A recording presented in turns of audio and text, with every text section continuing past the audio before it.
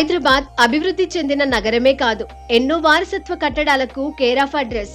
భాగ్యనగరానికి మొదటిసారి వచ్చే పర్యాటకులు చార్మినార్, ఆ తర్వాత గోల్కొండ, హుస్సేన్ సాగర్ ఇలా కొన్ని ప్రాంతాలను చూసి చరిత్ర మూలాలను తెలుసుకుంటారు. కానీ హైదరాబాద్ నగరంలో బుద్ధులు నివసించే ప్రాంతం ఒకటి ఉందని కేవలం అతి కొద్ది మందికి మాత్రమే తెలుసు. ప్రపంచ దేశాలతో పాటు ఆసియా ఖండంలో బౌద్ధ మతం ప్రధాన మతంగా ఇప్పటికీ కొనసాగుతుంది.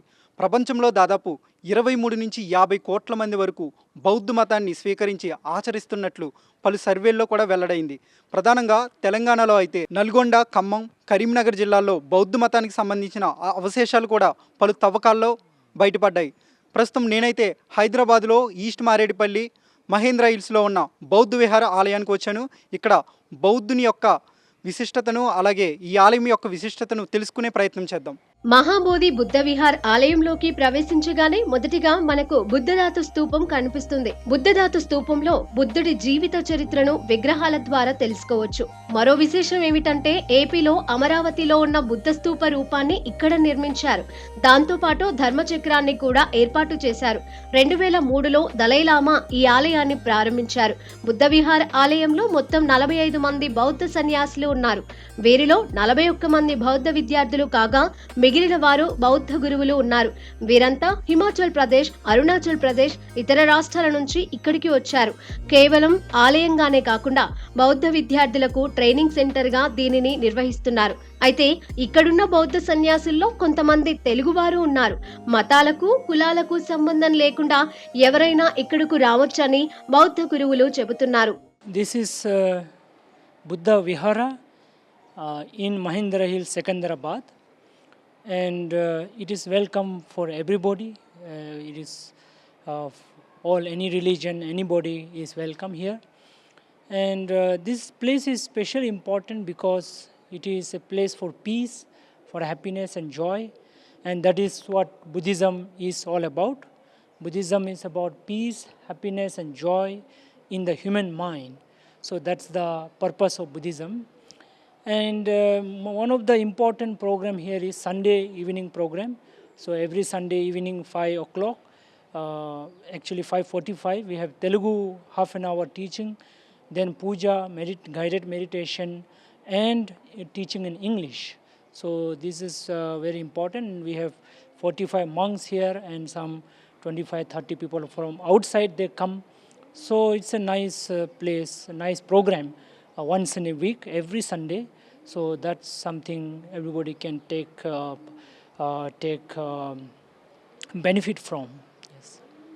ముఖ్యంగా ఈ విహార కార్యకలాపాలు ఏంటంటే భిక్షువు కాబోయే వారికి ట్రైనింగ్ ఇవ్వడము, అలానే ఉపాసకులు అంటే గృహస్థులకు కూడా ధమ్మాన్ని నేర్పించడము, అలానే ధ్యానాన్ని నేర్పించడం అనే ఉద్దేశంతో పనిచేస్తూ ఉంది. ఈ విహారాలో 4 భిక్షువులు ఉన్నారు. మరి 41 మంది యువ భిక్షువులు ఉన్నారు. వారు పూర్తి స్థాయి భిక్షువులు కారు, వారు నేర్చుకునేటువంటి విద్యార్థులు. ఈ విహార ఉదయం మేము పూజతో ప్రారంభమవుతుంది. ఆ సమయంలో 5:30కి, తర్వాత అలానే సాయంత్రం 6 గంటలకి ప్రారంభమవుతుంది. ఈ సమయంలో సాధారణ ప్రజలందరి కోసం తెరిచే ఉంటుంది.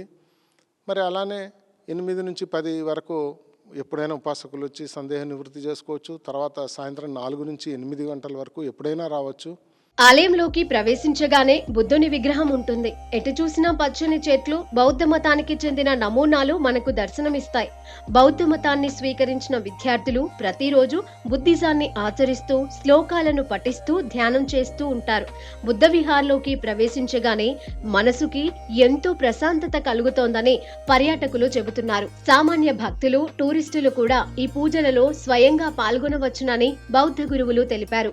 గత కొంతకాలంగా ఇక్కడికి వచ్చి నేను మెడిటేషన్ చేస్తున్నాను లాస్ట్ ఫ్యూ మంత్స్ నుంచి ఇన్ మహేంద్ర హిల్స్. నేను ఇక్కడే పుట్టి పెరిగాను. బట్ ఇక్కడ ఒక ఇంత మెడిటేషన్ సెంటర్ ఉంది, ఇంత పీస్ఫుల్ సెంటర్ ఉంది అని చెప్పి నాకు తెలియదు. లాస్ట్ ఒక 1-2 ఇయర్స్ నుంచే నాకు తెలిసింది ఇక్కడ ఒక మెడిటేషన్ సెంటర్ ఉంది అని చెప్పి. This could be reason like చాలామంది ఫిజికల్ హెల్త్కి ఇచ్చిన ఇంపార్టెన్స్ మెంటల్ హెల్త్కి ఇంపార్టెన్స్ ఇవ్వరు, ఇంక్లూడింగ్ మీ. నేను కూడా ఫిజికల్ హెల్త్కి ఇచ్చిన ఇంపార్టెన్స్ మెంటల్ హెల్త్కి ఇవ్వకపోయేవాడిని.